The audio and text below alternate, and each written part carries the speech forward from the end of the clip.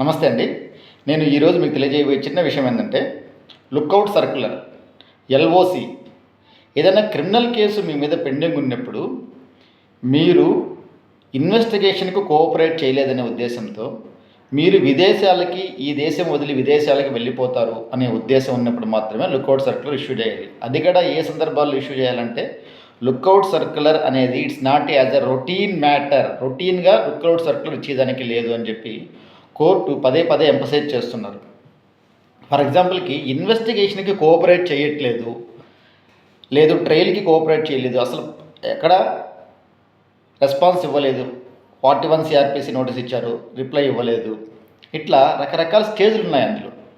అలా లేకుండా రొటీన్గా లుక్అవుట్ సర్కిల్ ఇష్యూ చేసేదానికి competent authorities only ministry of external affairs as well as home affairs and bureau of immigration, వీళ్ళకి సంబంధించి department వాళ్ళు మాత్రమే లుక్అవుట్ సర్క్యులర్ ఇష్యూ చేసేదానికి కాంపిటెన్సీ ఉంటుంది. వీళ్ళు లుక్అవుట్ సర్క్యులర్ ఇష్యూ చేయాలి అంటే కనుక local police authority as well as CBI, for example CBI అనుకోండి, సిబిఐలో ఎస్పీ ర్యాంక్ ఉండేవాళ్ళు కానీ, లేకుంటే లోకల్ పోలీసులలో ఎస్పీ ర్యాంక్ ఉండేవాళ్ళు, ఇట్లా ఈ కన్సర్న్ డిపార్ట్మెంట్ వాళ్ళు they want to recommend to the concern authority, then only they can issue the lookout circular. అట్లా నోటిఫికేషన్లో సెంట్రల్ గవర్నమెంట్ ఇచ్చిన నోటిఫికేషన్లో కొన్ని ఎవరెవరు కాంపిటెన్సీ ఉంటుంది వాళ్ళకి రికమెండ్ చేసేదానికి అని చెప్పినారు. కస్టమ్స్లో అయితే కనుక ఎస్పీ ర్యాంక్ ఉండేవాళ్ళు, ఇట్లా ఇవన్నీ పొందుపరిచి ఉన్నారు.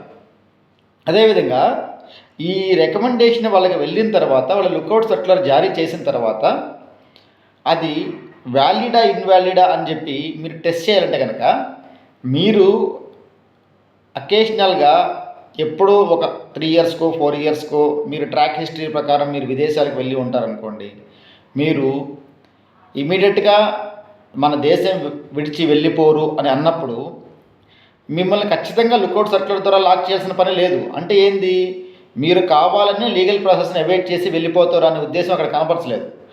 అలా లేనప్పుడు యాజ్ అ రొటీన్గా లుక్అవుట్ సర్క్యులర్ ఇష్యూ చేసేదానికి లేదు. ఈవెన్ కాగ్నిజబుల్ అఫెన్స్ ఉండొచ్చు, అయినప్పటికీ కూడా లుక్అవుట్ సర్క్యులర్ యాజ్ అ రొటీన్గా ఇచ్చేదానికి లేదు అని చెప్పి కోర్టు పదే పదే చెప్తున్నది.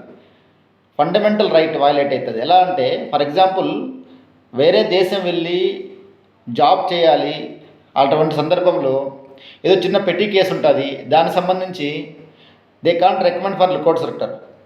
లుక్అవుట్ సర్క్యులర్ రికమెండ్ చేయటము, లుక్అవుట్ సర్క్యులర్ ఇష్యూ చేయటము, డిటైన్ చేస్తారని చెప్పి ఒక భయాన్ని క్రియేట్ చేయడం అనేది లీగల్గా ఇన్వాలిడ్ కాదని చెప్పి చాలా సందర్భాల్లో హైకోర్ట్స్ ఇంటర్ఫియర్ అయ్యి దాన్ని క్వాష్ చేస్తున్న సందర్భాలు చాలా అయితే చూస్తున్నాము. దానిపైన రూలింగ్స్లో ఆనరబుల్ సుప్రీంకోర్టు వారు చాలాసార్లు చెప్పి ఉన్నారు.